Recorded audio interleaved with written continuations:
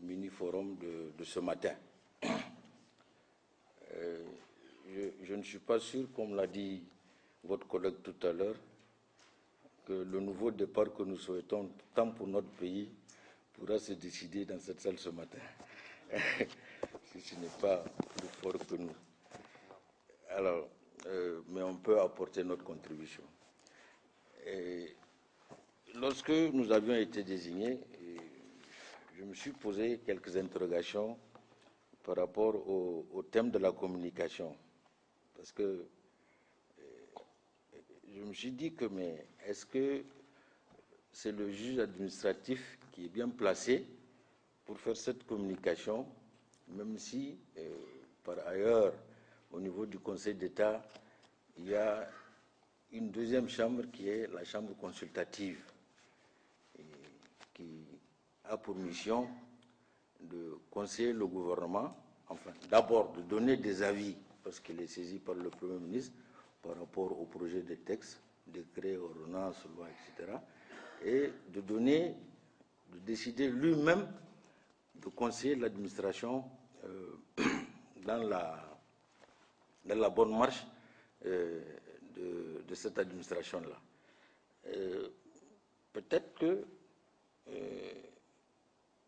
un administrateur aguerri qui connaît mieux les problèmes ou les blocages de notre administration, parce que le juge administratif, c'est le contentieux de l'administration, même s'il est au courant d'un certain nombre de choses. Mais tant qu'à faire, on dit que bon, on gère, comme l'a dit le haut-commissaire, il y a beaucoup de problèmes qui commencent dans l'administration et qui finissent au niveau du Conseil d'État ou devant les tribunaux. Donc, je commencerai mes propos. Le thème de la communication est les responsabilités de l'agent public dans l'exercice de ses fonctions, enjeux, défis et risques. Déjà, le thème a été balisé par les trois terminologies d'enjeux, de défis et de risques.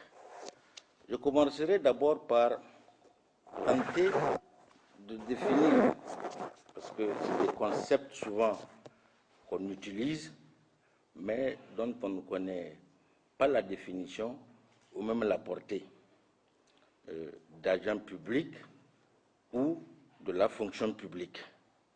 Ces deux notions qui sont susceptibles d'acceptions diverses. Si l'on s'en tient au lexique des termes juridiques, l'agent public est une expression générique qui désigne tout collaborateur d'un service public, le plus souvent administratif, associé pour une certaine durée à l'exécution directe de l'activité spécifique de celui-ci et relevant à ce titre du droit administratif. Pour le droit, et notamment pour le juge administratif, la notion de fonctionnaire est étroite et elle est très très spécifique. Utilisée dans le vocabulaire courant, on peut considérer comme fonctionnaires toutes les personnes travaillant dans le secteur public, agents des administrations de l'État, des collectivités locales, des entreprises publiques et des services publics à gestion entièrement ou partiellement privée. Nous avons dans notre pays l'exemple de la sécurité sociale. Une troisième approche est possible en utilisant le critère budgétaire. On peut dire que sont considérés comme fonctionnaires les agents dont la rémunération est inscrite au budget d'une personne publique à laquelle ils sont rattachés. Par exemple, les offices, les collectivités locales et les services hospitaliers.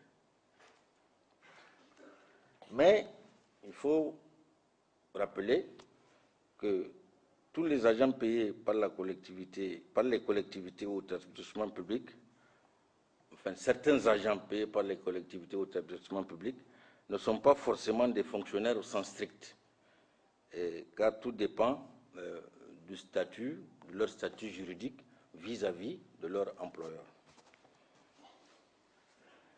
Donc, ces définitions posées, nous pouvons dire que l'agent public est chargé de l'exécution directe de l'activité de l'administration publique. À ce titre, il dispose d'un certain nombre de droits, mais en même temps, il est assujetti à des obligations.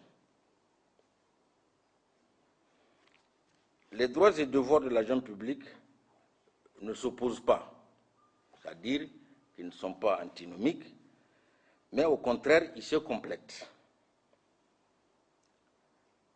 Les droits dont ils disposent ne sont pas sans limite, qu'ils ne doivent pas franchir et qui constituent à leur charge autant d'obligations.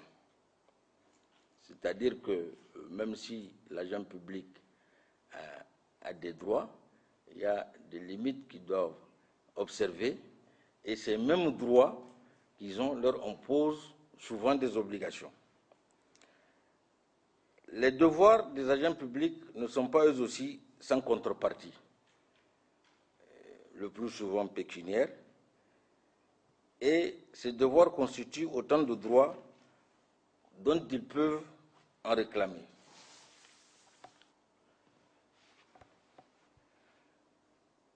Et le régime disciplinaire institué dans la fonction publique, soit par les statuts personnels des agents de la fonction publique, soit par les statuts particuliers, est destiné à faire respecter l'ensemble de leurs obligations. Nous tenterons dans notre intervention de faire ressortir, dans un premier temps, les droits et devoirs de l'agent public en tant que fonctionnaire de l'administration, puis faire un état de lieu au regard de l'évolution sociopolitique de notre pays. Quelle est la situation actuelle de l'agent public?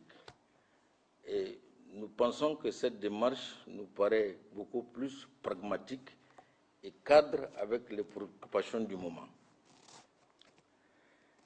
Dans un deuxième temps, nous tenterons d'examiner les défis auxquels sont confrontés la fonction publique nigérienne et comme corollaire les risques que cela comporte et pour les agents et pour l'administration. Les droits et devoirs des fonctionnaires.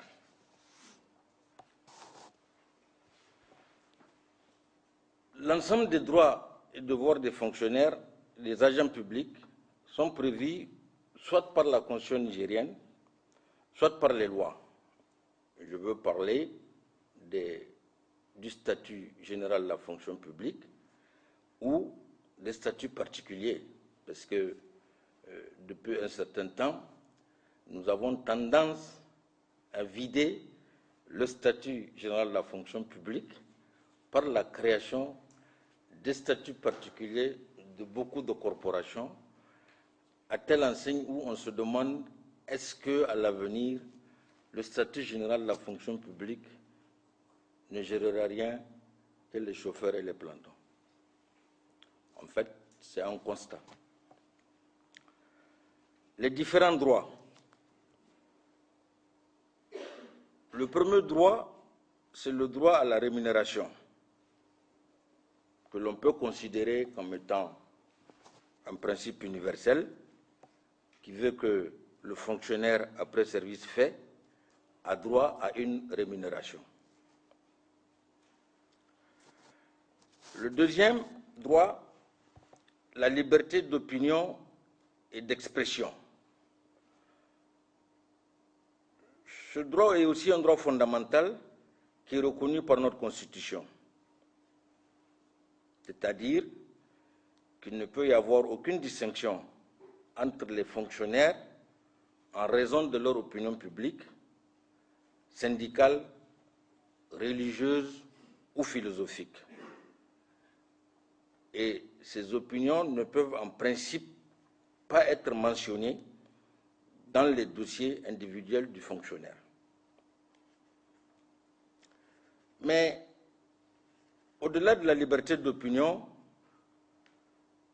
se pose le problème de manière beaucoup plus compliquée de la liberté d'expression, c'est-à-dire les manifestations extérieures des opinions qui peuvent être assorties d'une obligation de réserve dont il est difficile de définir souvent les contours.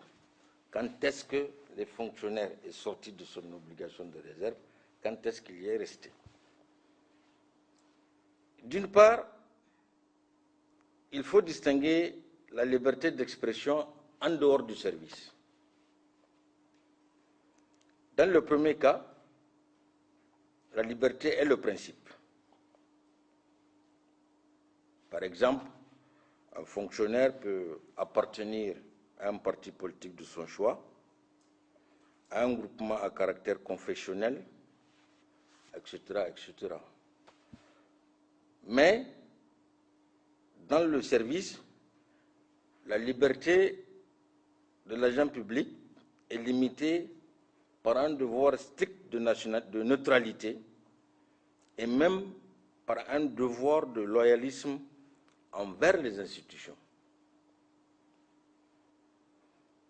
D'autre part, s'impose à tous les fonctionnaires une obligation de réserve. En pratique, elle est déjà prise en compte d'une certaine façon au moment du recrutement et elle s'applique de façon stricte dans le service et plus souplement en dehors du service. Prise en compte au moment du recrutement, c'est-à-dire que l'agent public est recruté sur la base d'un certain nombre de critères, dont éventuellement une enquête de moralité pour certaines fonctions. Le prochain droit est le droit syndical, qui est aussi reconnu par la Constitution et on dénombre aujourd'hui dans notre pays des centaines de syndicats. Mais vous convenez avec moi que tous ces syndicats ne regroupent pas que des fonctionnaires. Il y a des syndicats liés à d'autres secteurs de l'activité de la vie qui ne relèvent pas de la fonction publique. Dans notre administration, il faut souligner que les organisations syndicales ont des attributions très importantes. Sous le contrôle des syndicalistes actuels ou des anciens syndicalistes qui vont m'infirmer, me corriger ou me confirmer. D'abord, elles jouent un rôle important dans l'organisation et le fonctionnement des services. L'exemple qui m'est venu en tête, à titre illustratif, sous votre contrôle, il semble que certains syndicats ont des agents détachés au ministère des Finances et qui accomplissent un certain nombre de tâches par rapport au rapport entre le ministère des Finances et leur corporation. Je crois que c'est comme ça.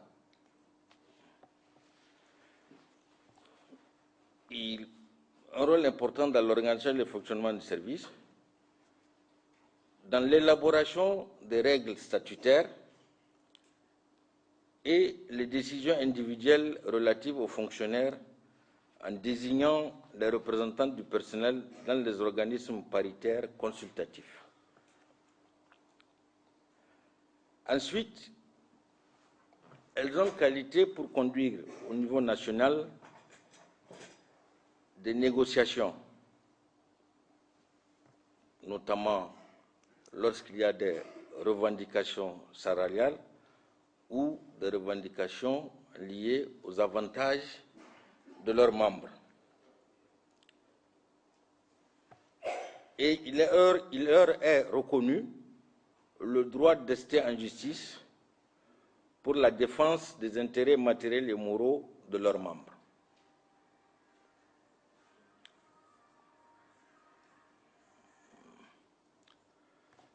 Le prochain droit, c'est le droit de grève. Je ne m'appesantirai pas sur ce droit parce qu'il n'est pas véritablement très réglementé dans notre pays. Il doit avoir un seul texte sous le contrôle de M. le procureur à ma connaissance qui réglemente le droit de grève. Mais dans l'intérêt des débats, je dirais tout simplement que le problème de fond du droit de grève des agents publics est celui de sa compatibilité avec le principe de continuité des services publics dans l'intérêt général. Il y a un principe fondamental à droit administratif qui veut que, ou qui dit que le service public ne doit pas être interrompu. En aucun cas. Or, on assiste souvent dans des situations où les agents de ces services publics déclenchent un mouvement de grève. Il y en a eu par le passé à la Nigélec, il y en a eu et il y en aura encore peut-être dans les services hospitaliers, où souvent il est dit que la grève est déclenchée sans service minimum. Et l'État réagit à travers des réquisitions conformément à la loi.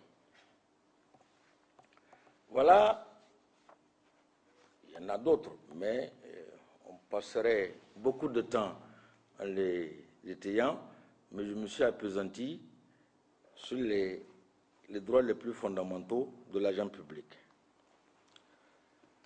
Quelles sont maintenant les obligations? À tous les droits et libertés des fonctionnaires sont attachées des obligations dans l'intérêt du service public et pour la nécessité de l'ordre public. Tant le statut général de la fonction publique que les statuts particuliers comportent une énumération d'obligations qui s'imposent aux fonctionnaires. Et le respect de ces obligations sont soumis, l'inobservation de ces obligations sont soumises à une sanction sous la menace de la mise en œuvre, enfin, après la mise en œuvre d'une procédure disciplinaire. Et nous allons étudier dans les développements ultérieurs ces notions. Quelle est l'étendue des obligations? Je me suis attardé sur les trois principales parmi toutes celles qui sont énumérées par nos différents textes, que ce soit le statut général de la fonction publique ou les statuts particuliers. La première, qui me paraît la plus importante et la plus fondamentale, c'est l'obligation de se consacrer à sa fonction. Parce que, convenez avec moi que si on ne travaille pas, on n'a pas le droit de réclamer ou de revendiquer. Cela veut dire que les fonctionnaires doivent consacrer l'intégralité de leur activité professionnelle aux tâches qui leur sont confiées. Ce matin, je vous disais qu'un agent du ministère qui devrait faire ouvrir la salle était parti au cimetière. Il ne doit pas aller au cimetière avant de se présenter au service. Je pense que, quelque part, il a raison. Il y a là une violation de l'obligation du fonctionnaire vis-à-vis de l'administration. Le cumul d'activités professionnelles est interdit et est exclu toute activité privée lucrative, sauf dérogation prévue par les textes. J'ai pris un exemple qui me concerne, dans le statut de la magistrature, où il est interdit aux magistrats d'exercer un certain nombre de fonctions, sauf les fonctions d'enseignement, les activités agricoles, les activités artistiques et littéraires. Et je pense que ça se retrouve dans beaucoup de dispositions. Alors, la question que je me suis posée, et vraiment je n'ai pas eu véritablement de réponse, et je ne sais pas si dans la salle, au cours des débats, on peut avoir l'information. Et je me suis posé la question de savoir comment est réglementée la situation de nos médecins qui, parallèlement travaillent à l'hôpital, ont des cliniques privées et orientent les malades dans leur clinique. Alors ça, je me suis toujours posé la question, comment est-ce que cette situation est réglementée au niveau du ministère de la Santé? Peut-être dans les débats, on va avoir des renseignements. Deuxième obligation, l'obligation de discrétion professionnelle et de secret professionnel.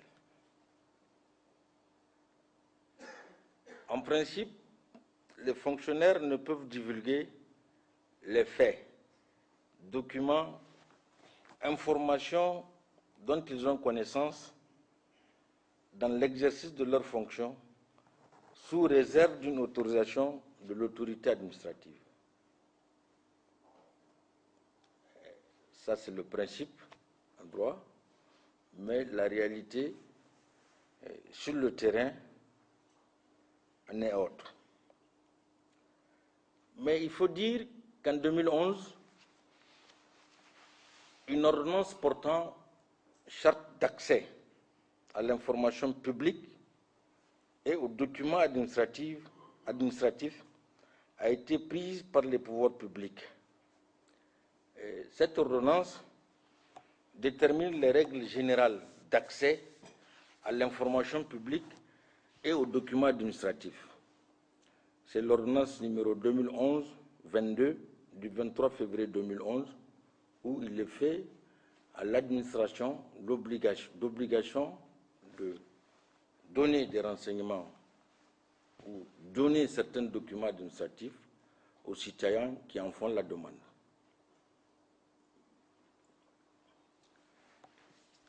Troisième obligation importante, l'obligation d'obéissance à la hiérarchie.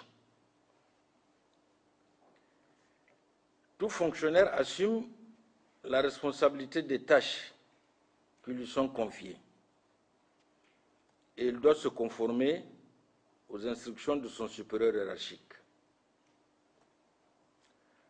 Mais l'exercice du pouvoir hiérarchique et l'obligation d'obéissance posent souvent certaines difficultés, pour ne pas dire amènent souvent certains problèmes. Le premier cas, c'est que la hiérarchie ne saurait faire échec au respect des compétences telles qu'elles sont établies par les textes. Ainsi, un acte pris sous ordre du supérieur hiérarchique, mais opérant une véritable substitution de compétences, est en principe irrégulier. Et le juge administratif qui est saisi est obligé de sanctionner ou de censurer cet acte. C'est-à-dire, c'est un supérieur hiérarchique qui a donné l'ordre, mais ça ne relève pas de ses compétences. Il y a une autre autorité qui est compétente de par la loi pour donner cet ordre. La deuxième difficulté, c'est l'exécution de l'ordre manifestement illégal. Le fonctionnaire ne doit pas obéir à un ordre manifestement illégal et de nature à compromettre gravement un intérêt public. Vous voyez donc qu'à côté du devoir d'obéissance, il existe un devoir de désobéissance, puisqu'on dit que le fonctionnaire ne doit pas exécuter l'ordre manifestement illégal. Mais il faut relativiser, car ce devoir de désobéissance, il reste marginal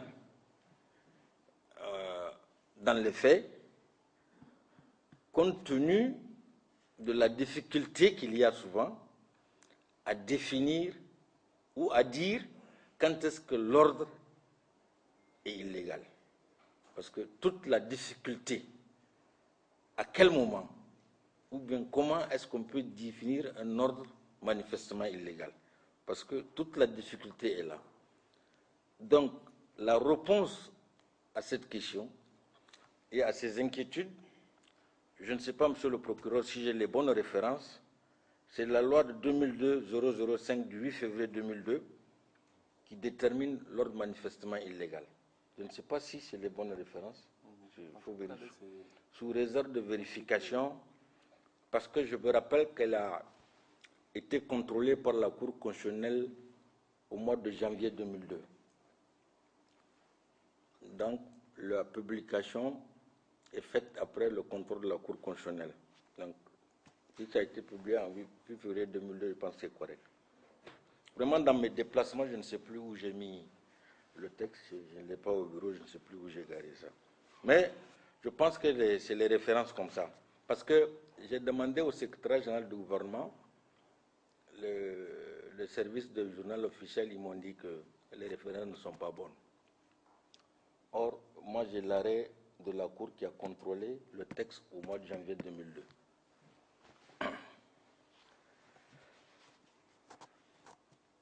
Quelles sont les sanctions en cas de violation des obligations? Vous avez, dans un premier temps, la sanction disciplinaire.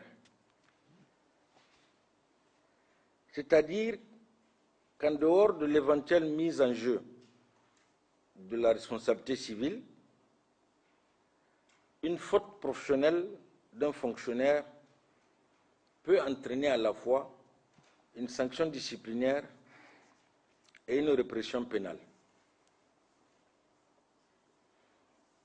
Dans les deux cas, il s'agit d'édicter une sanction en réponse à une faute commise.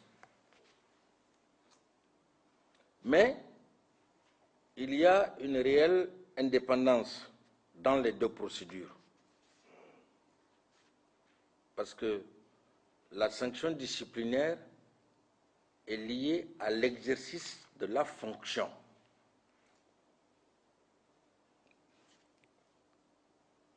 C'est-à-dire que la faute, elle est professionnelle et la sanction l'est aussi.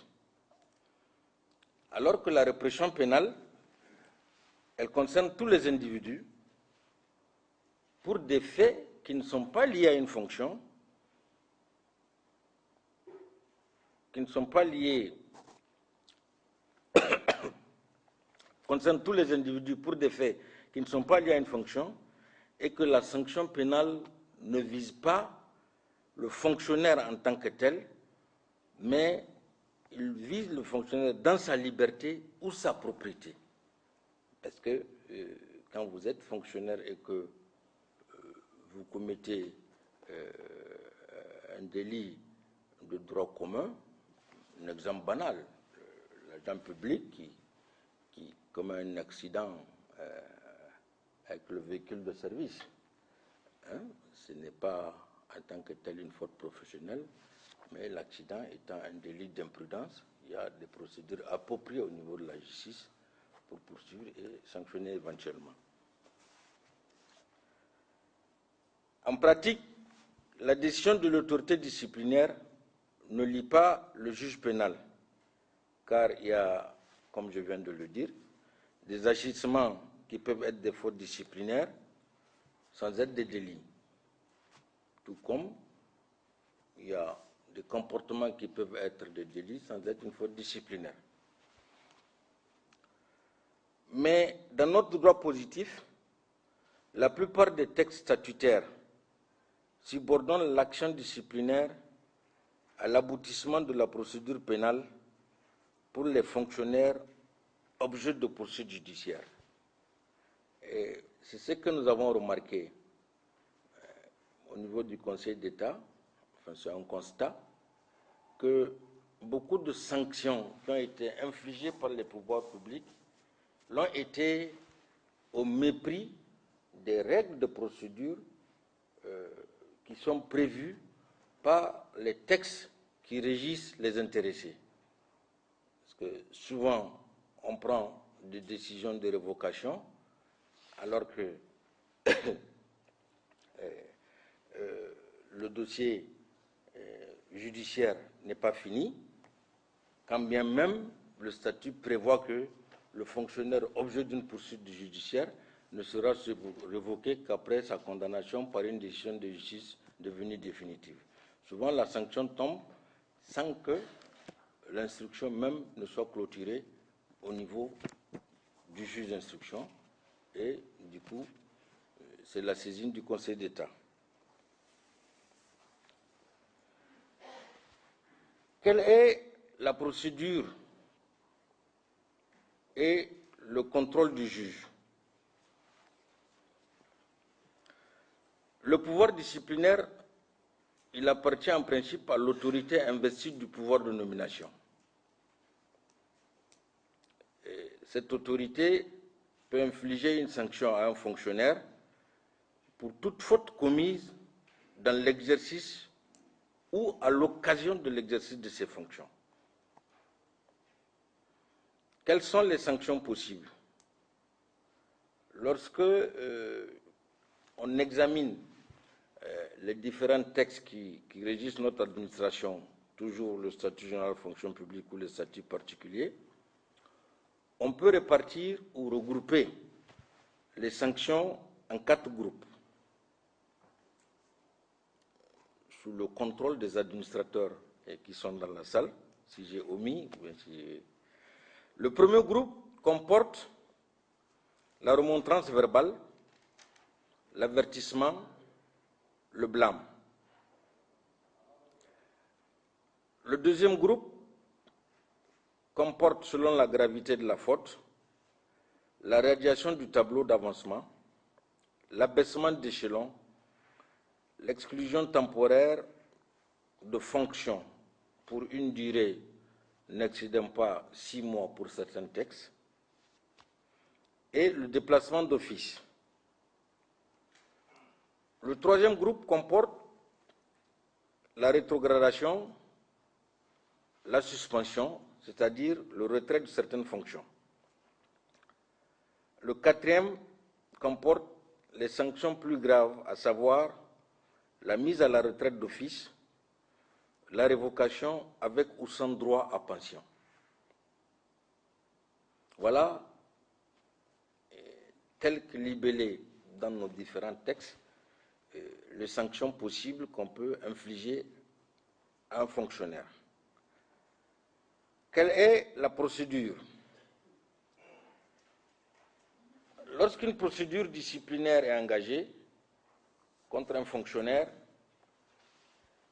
celui-ci a droit à la communication de l'intégralité de son dossier. L'administration doit l'informer de ce droit et il peut se faire assister par des défenseurs de son choix. La procédure comprend obligatoirement la consultation d'un conseil de discipline dans lequel le personnel est représenté.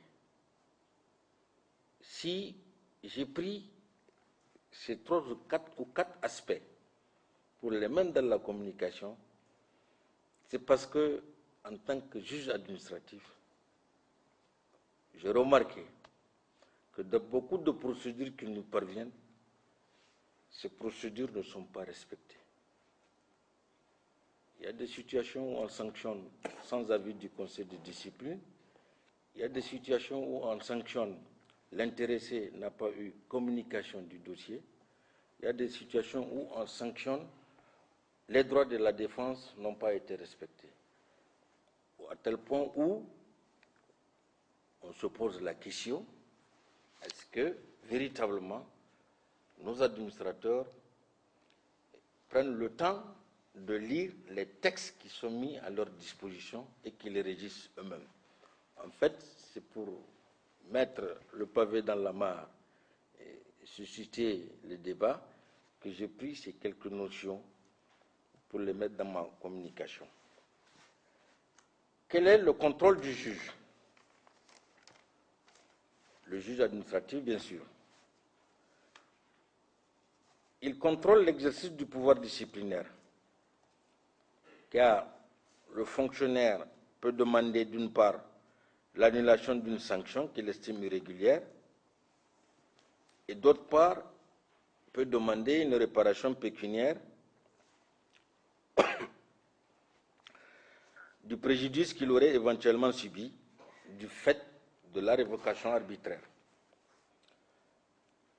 Le juge administratif doit vérifier la compétence de l'autorité, parce que c'est un motif d'annulation lorsque l'autorité qui a pris l'acte n'est pas celle habilitée par la loi.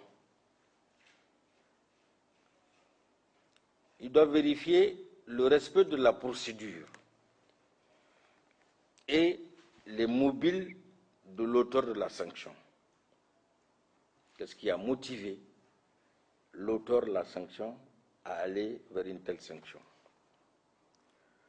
Relativement aux faits et leur appréciation, il y a eu une évolution dans la jurisprudence administrative parce qu'au début, il n'était pas permis au juge de se pencher sur les faits. Il n'a pas à apprécier les faits, mais de plus en plus, je pense que c'est depuis l'arrêt d'AN, que la juridiction administrative a permis, enfin, la jurisprudence administrative a permis au juge de contrôler l'exactitude matérielle ainsi que la qualification juridique des faits. C'est-à-dire, le juge doit vérifier si les faits reprochés à l'agent public ou aux fonctionnaires sont exacts et si la qualification, les faits tels qu'ils se sont produits sont de nature à engendrer une sanction. Ça, la jurisprudence administrative tolère cette appréciation des faits. Voilà en ce qui concerne la première partie de mon intervention sur les droits, obligations et sanctions.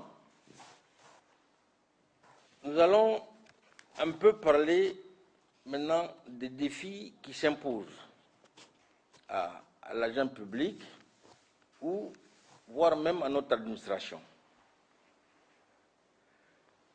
Il faut reconnaître et admettre que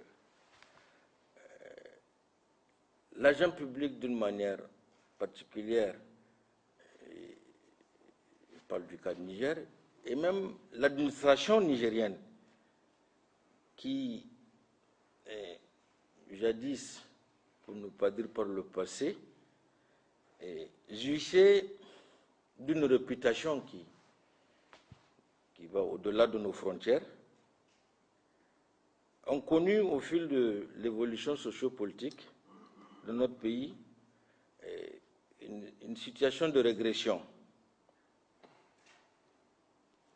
Une situation de régression par la perte ou l'abandon de certaines valeurs qui étaient, excusez-moi, je pensais l'avoir éteint, qui étaient nos siennes, pour adopter certaines pratiques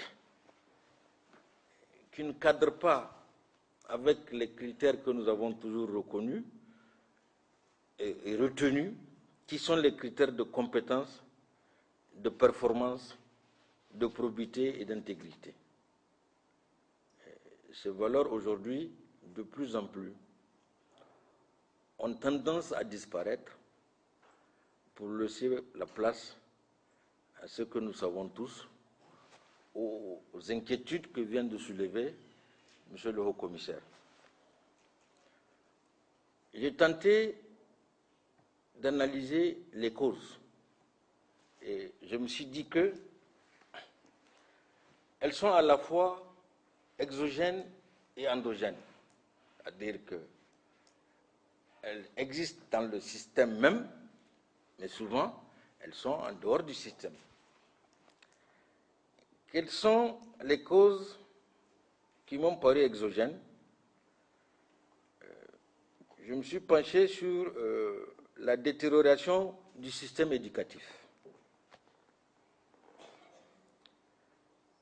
Et vous convenez avec moi que durant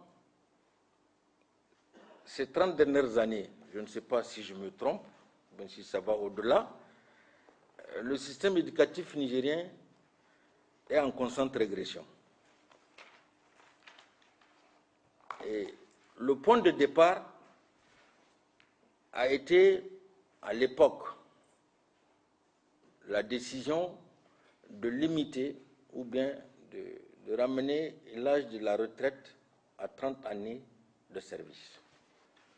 Et vous convenez avec moi, cette situation a favorisé le départ de beaucoup de cadres, même pas dans l'enseignement, mais le constat est que l'enseignement en a beaucoup saigné de cette décision-là, parce que c'est des cadres incontestablement compétents qui sont partis à la retraite. Mais comme on n'a pas assuré la relève, les pouvoirs publics ont imaginé la formule d'enseignants contractuels pour pallier l'insuffisance, voire le manque. Mais avec le temps, on s'est rendu compte que cette formule n'a pas donné de résultats satisfaisants, car les personnels recrutés manquaient de professionnalisme. Ce n'est pas des enseignants sortis des écoles normales d'enseignement ou des écoles normales supérieures ou des facultés de l'université de Niamey qui produisent des enseignants. Et nous en dirons plus pendant les débats, mais c'est le constat que moi j'ai eu à faire. Et malgré toutes les réformes, chaque année, avec chaque régime, nous remarquons que le système éducatif nigérien cherche toujours ses pas. La deuxième cause, c'est le mauvais recrutement des agents.